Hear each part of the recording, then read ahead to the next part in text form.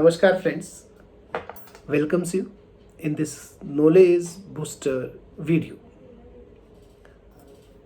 Normally हम सभी ये समझ रहे हैं कि जिनकी टैक्सेबल लिमिट से इनकम कम है उनको आईटीआर फाइल करने की ज़रूरत नहीं होती, पर ऐसा नहीं है। ध्यान से समझिएगा।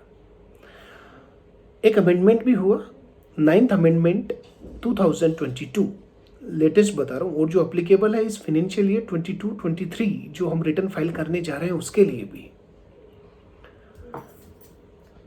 उसमें भी अमेंडमेंट हुआ। कुछ कैटेगरी डिफाइन की गई, उनको भी रिटर्न भरना है इन स्पाइट ऑफ दैट कि उनकी इनकम टैक्सेबल लिमिट से ज़्यादा नहीं है। बड़ा सरप्राइजिंग है। कई ऐसे क्राइटेरियाज हैं और कुछ तो अभी लेटेस्ट अमेंड हुए। तो ध्यान से सुनिएगा, कहीं आप उस कैटेगरी में तो नहीं आ रहे, क्योंकि रीज़न क्या, कॉन्सिक्वेंसेस अगर नॉन फाइलिंग के कई हैं। टीडीएस ज़्यादा रेट से डिडक्ट होना, ये मेजर कॉन्सिक्वेंसेस है। साथ ही साथ पेनल्टी और बहुत सारी चीज़ जो फाइलिंग से रिलेटेड रहती है।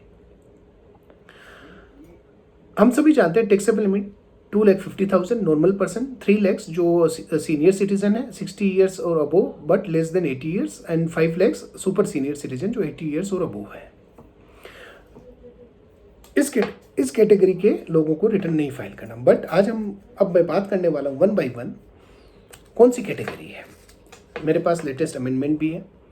फर्स्ट कैटेगरी है, केवल मैं रीड आउट करूंगा, जो नॉर्मली 7th प्रोविजो था 139 का, तो उसमें डिफाइन था। लेटेस्ट जो अभी अमेंडमेंट हुआ उस पर भी मैं आने वाला हूँ। उसमें ऑलरेडी डिफाइन था। डिफाइन क्या था कि अगर इन एग्रीगेट अगर कोई पर्सन डिपॉजिट करता है करंट अकाउंट में एक्सीडिंग 1 करोड़ रुपीज, वर्डिंग्स में आपके सामने रख रहा हूँ, aggregate of the amount exceeding 1 crore rupees in 1 or more current account, 1 or more current account. ध्यान रखिएगा, आपके 2 करंट अकाउंट है, 3 करंट अकाउंट है अलग अलग बैंक में, सब में सबका एग्रीगेट करना है।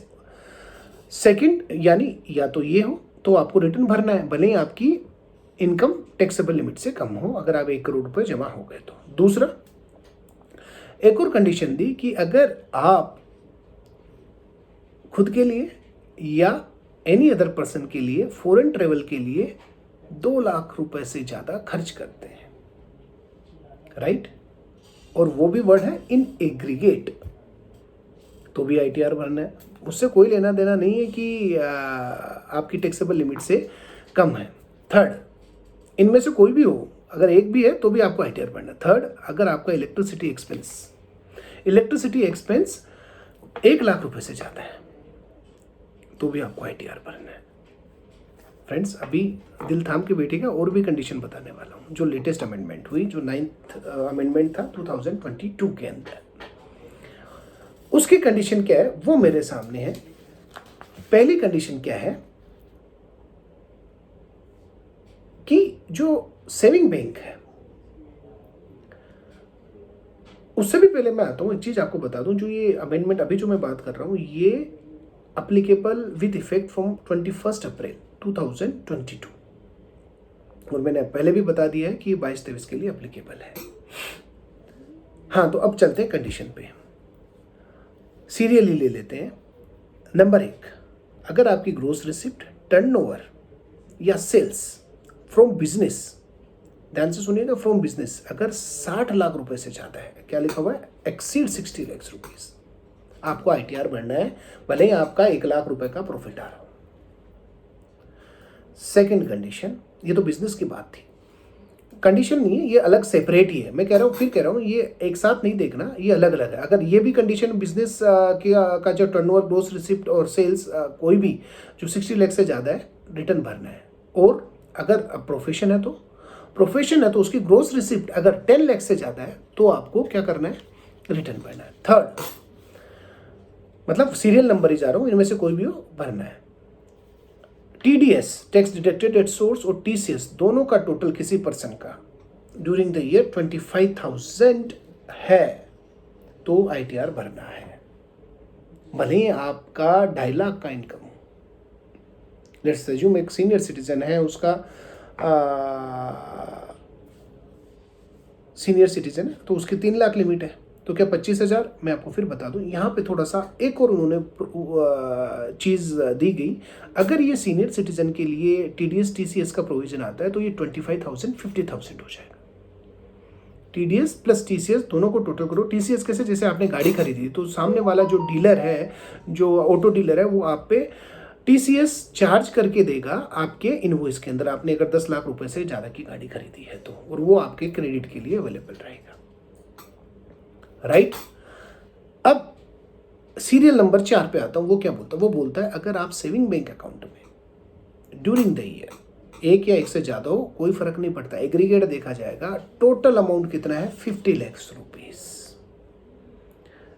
राइट, डिपॉजिट हुआ है। तो करंट अकाउंट में 1 करोड़ पहले ही था, ये अभी हुआ है 50 लाख रुपीज सेविंग अकाउंट में, तो भी ITR भरना है। फ्रेंड्स, वेरी इंपॉर्टेंट, ये ध्यान रखना। अब मैं जो आपको एक और कैटेगरी बताने वाला हूं वो है हमारी अगर कंडीशन, प्री कंडीशन हो उसके साथ कि वो रेजिडेंट ऑर्डिनरी रेजिडेंट हो। अब देखो, थोड़ा सा टेक्निकल टर्म है, इस पर भी वीडियो लेके आ रहा हूँ। रेजिडेंट ऑर्डिनरी रेजिडेंट का लेमैन में एक मतलब बता रहा हूँ कि आप during the year previous year, जैसे 22-23 है तो 182 डेज इंडिया में है तो आप रेजिडेंट और नॉर्मल, वैसे तो 2 एडिशनल कंडीशन भी अटैच है, बट स्टिल समझने के हिसाब से आप समझिएगा। अगर वो है तो आपको रिटर्न तो भरना ही रहेगा। साथ ही साथ आप क्यों भरना रहेगा? अगर आपके पास ये चीज़ें फॉरेन एसेट है।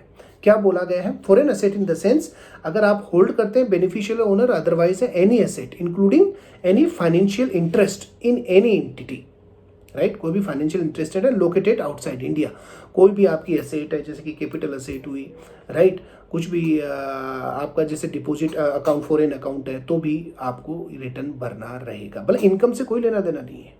अगर आप रेजिडेंट ऑर्डिनरी रेजिडेंट है तो आपको ये रिटर्न भरना रहेगा, डिस्क्लोजर करना रहेगा। अगर नहीं कर रहे, ध्यान रखिएगा, नहीं कर रहे, सम्मन के लिए तैयार रहेगा। अभी तकरीबन मेरे ख्याल से 25-30 दिन पहले भी हमने रिप्लाई किए हैं 2 ऐसे एसएससीज के जिन्हों जो रेजिडेंट ऑर्डिनरी रेजिडेंट होने के बावजूद उन्होंने डिस्क्लोजर नहीं किया। ये डिस्क्लोजर कैसे करना है और क्या क्या इसके आइटम है, उस पर मैंने अर्लियर वीडियो बनाया। आप चाहें तो उसको गो थ्रू कर सकते हैं कि ऐसी क्या क्या चीज़ें होंगी। आप आई बटन पे क्लिक करके देख सकते हैं, मोर क्लियरिटी। नेक्स्ट आता हूँ, जैसे कि आप साइनिंग अथॉरिटी है किसी बैंक अकाउंट में, तो भी बाहर का कोई बैंक अकाउंट है, out of India, foreign asset का, इसको शेड्यूल FA भी बोलते हैं, तो वो भी आपको भरना रहेगा ITR, इररेस्पेक्टिव आपकी कोई इनकम नहीं है, राइट। नाउ नॉर्मली क्या होता है, ये मैं आपको बता रहा हूँ।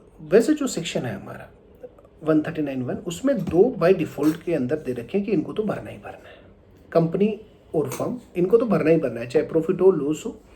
और फिर उनके अलावा एनी अदर पर्सन जो कंपनी और फर्म के अलावा है, उनको ITR भरना है जब उनकी टैक्सेबल लिमिट से ज़्यादा होती हो, राइट। अब टैक्स बराबर है, बट अभी तक जो हमने बात की वो टैक्सेबल लिमिट नहीं देखती है। ये उसके आप एक्सेप्शन मान लीजिए। 139(1) में पर्टिकुलरली डिफाइन है, कंपनी जो है और फर्म है उनको तो भरना ही भरना है, चाहे कोई भी हो। साथ ही साथ एनी अदर पर्सन जो टैक्सेबल लिमिट से ज़्यादा है। तो अभी तक हमने जो जितने भी बातें की, पॉइंट की, वो नॉर्मली हमने बात की है एक तरीके से एक्सेप्शन की। कौन से पॉइंट की? कि जो टैक्सेबल लिमिट से ज़्यादा, इवन टैक्सेबल लिमिट से कम है तो भी ITR भरना है। फ्रेंड्स, ध्यान रखिएगा, भरते समय गलती लव लेटर डिपार्टमेंट से इनवाइट कर सकती है। लव रहेगा नहीं रहेगा ये मेरे को मालूम नहीं है, बट आप तैयार रहिएगा डिपार्टमेंट से कम्युनिकेशन करने के लिए। वीडियो अच्छा लगा हो लाइक सब्सक्राइब जरूर करिएगा, और अच्छा लगा तो शेयर भी कर दीजिएगा। Stay tuned for latest update, और डिस्क्रिप्शन पे मैं लिंक भी दूंगा आपका जो वीडियो की मैंने बात की है, किस तरीके से जो फॉरेन एसेट वाले ट्रांजैक्शन है उनकी। तो आप बने रहिएगा। Thank you, thanks a lot, नमस्कार।